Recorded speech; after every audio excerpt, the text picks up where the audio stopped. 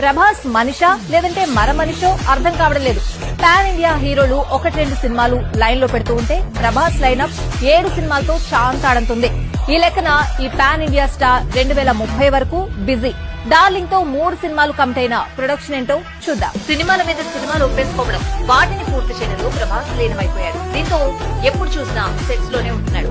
జనవరి నాటికి రాజాసాబ్ పూర్తి చేసి హను రాఘోపూడి మూవీలో జాయిన్ అవుతాడు. 2026 సమ్మర్ లో సందీప్ వంగ డైరెక్షన్ లో స్పిరిట్ చేస్తాడు.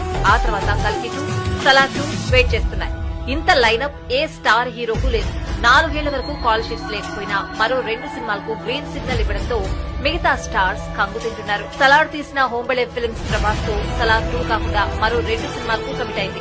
భారతీయ సినిమా ఖ్యాతిని విశ్వవ్యాప్తం చేసేలా ప్రభాస్ తో 3 సినిమాలు తీస్తున్నట్టు తెలిపింది. The Hombale is calling Prabhas అని పేర్కొంది. ముందుగా సలార్ 2 2026లో ఏడాదికో సినిమా చొప్పున